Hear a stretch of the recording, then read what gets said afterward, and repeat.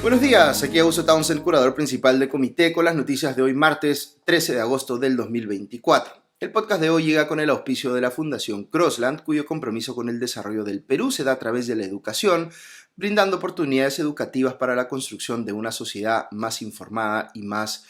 próspera. Y también de Big Bond Group, una firma de selección de talento y consultoría que ha venido acompañando por más de una década a empresas líderes y que, como empresa B, está enfocada en generar valor compartido desde una lógica de triple impacto económico, social y ambiental. Muy bien, vamos con las noticias del frente político. Primera noticia, el congresista originalmente elegido por Partido Morado, pero hoy en Avanza País, Eduard Málaga, acaba de presentar una denuncia constitucional contra el expresidente Martín Vizcarra y su exministro de Salud, Víctor Zamora, en la que les imputa no solo una serie de infracciones a la Constitución,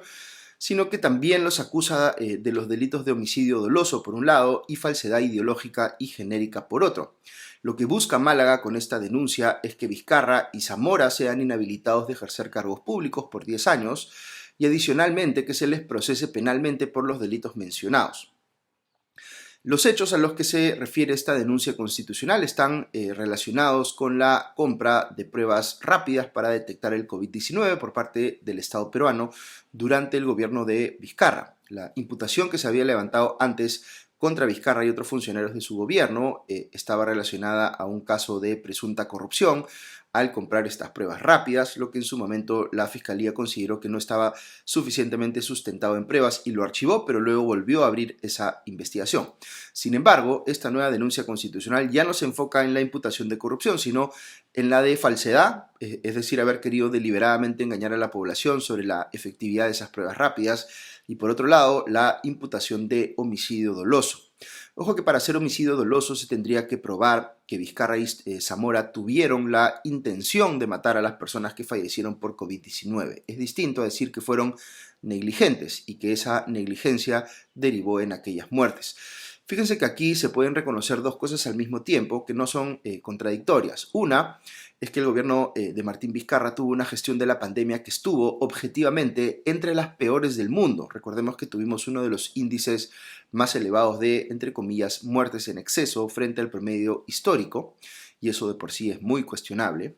Y dos, que aun cuando este sea el caso y que políticamente se justifique un cuestionamiento muy duro hacia la gestión de Vizcarra, eso no lo convierte en un homicida doloso. La imputación de negligencia sí podría meritar consideración, pero no la de dolo, es decir, la de haber tenido intención de matar. Como siempre, yo trato de hacerles estas precisiones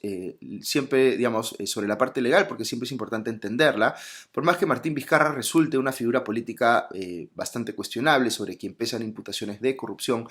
muy persuasivas que podrían derivar en sentencias en su contra, eso no significa que se le deba acusar pues, por homicidio doloso.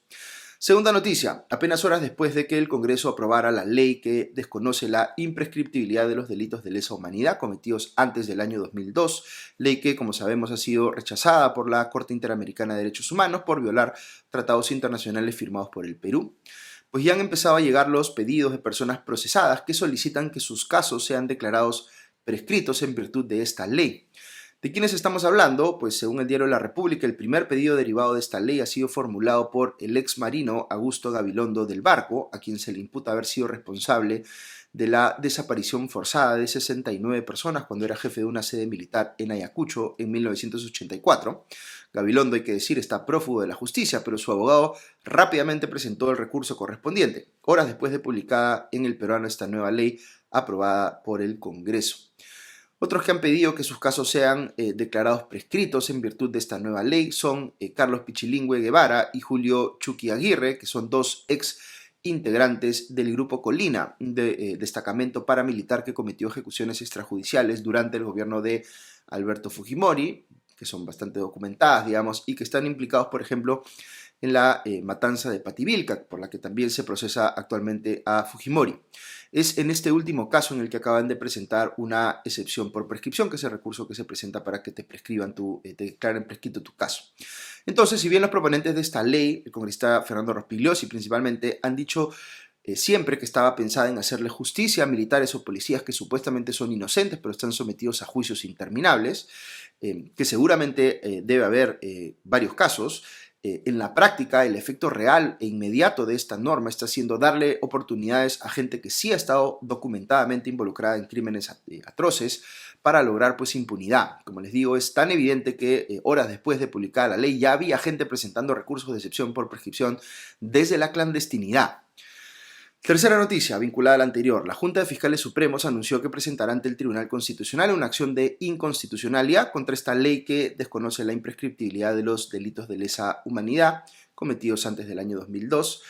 Ha sacado un comunicado en el que los fiscales supremos acuerdan rechazar esta ley, abro comillas, porque atenta contra la defensa de los derechos humanos debido a que se contrapone a los estándares internacionales en materia de derechos humanos reconocidos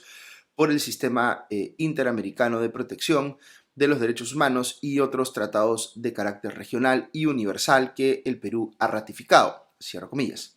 Acto seguido, hace una larga lista de casos de violaciones de derechos humanos que están en investigación preliminar, por emitir acusación o ya en etapa de juicio oral, que se podrían caer por esta ley. En fin, el comunicado es largo y dice que esta norma, abro comillas, genera una grave situación de impunidad frente a las víctimas y sus parientes, cierro comillas.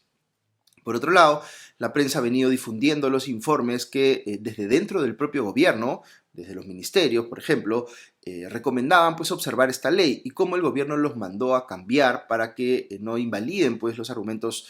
que estaba utilizando el Congreso para defender su posición sobre esta ley. Aquí el efecto práctico de la ley podría terminar siendo, como les digo, generar impunidad a gente que ha cometido delitos gravísimos, como los que ya están pidiendo que el Poder Judicial declare prescritos sus casos. Si eso es lo que acaba sucediendo, los proponentes de esta ley habrían hecho algo que, además de violatorio de los tratados internacionales firmados por el Perú,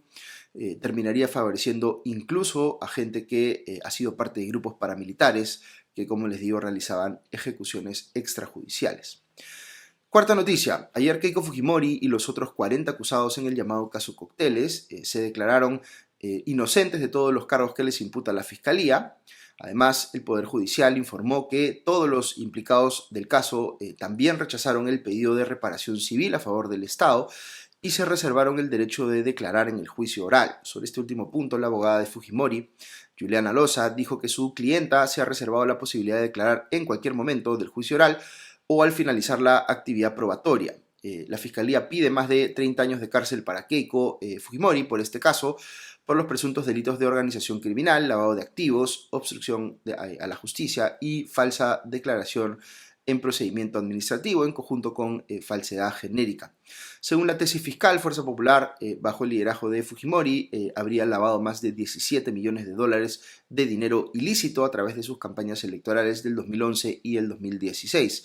Ya les he comentado en podcasts anteriores respecto de las objeciones que yo tengo personalmente a la aplicación del tipo penal de lavado de activos a este y otros casos similares, pero ciertamente los hechos de fondo, vale decir el ocultamiento deliberado de financiamiento privado hacia los partidos políticos, es algo gravísimo en sí mismo, más allá de que no califique como lavado de activos.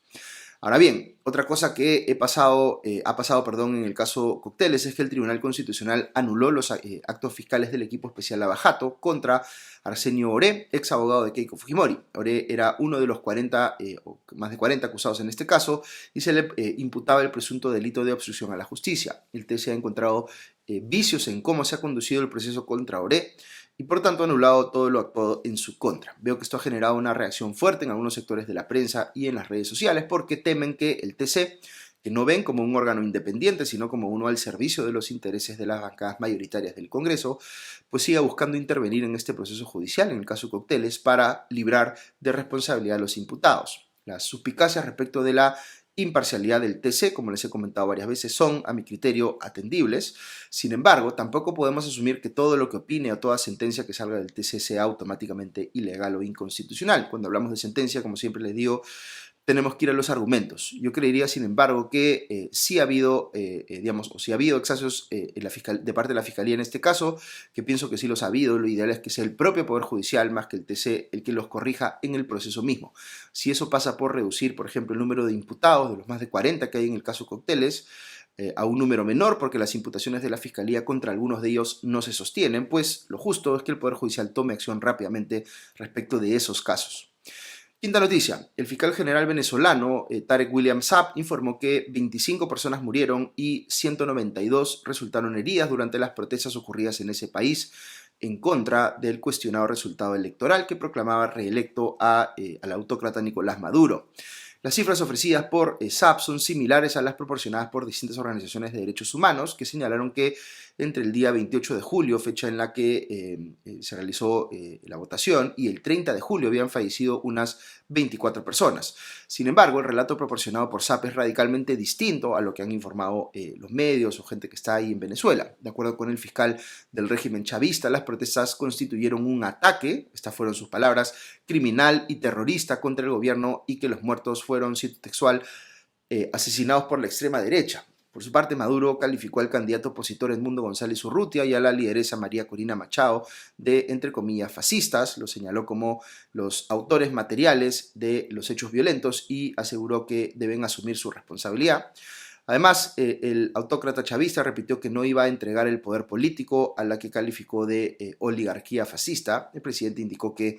él y su gobierno no se dejarán chantajear porque no le tienen miedo a nada. Maduro también señaló que la plataforma TikTok, que ha suspendido su cuenta, según indicó hasta el 19 de agosto, es responsable de una supuesta, entre comillas, guerra cibernética. Eso debido a que la red cortó una transmisión en vivo del Consejo de Defensa de la Nación y procedió a suspender la cuenta de Maduro. En ocasiones anteriores, Maduro ha acusado sin pruebas a otras plataformas como WhatsApp o X, lo que antes era Twitter, de conspirar en su contra o en contra del gobierno. Pero en fin, ahora lo que están haciendo es tratar de gestionar un poquito las narrativas para hacer ver como que estas propuestas no son genuinas de la población venezolana que está reclamando porque se haga valer el voto, resultado electoral, digamos, legítimo que ha tenido la elección del pasado domingo, sino que están tratando de hacer ver al gobierno de Maduro como si fuese víctima de una suerte de ataque fascista o algo por el estilo para tratar de legitimar su reelección, que como sabemos está envuelta en una acusación de fraude bastante persuasiva por una cantidad de razones que les he explicado pues, ya en podcasts anteriores. Ok, eso es todo por hoy, que tengan un buen día, un agradecimiento nuevamente a la Fundación Crossland y a Bingman Group por auspiciar este podcast y que esté muy bien, ya nos encontramos mañana. Adiós.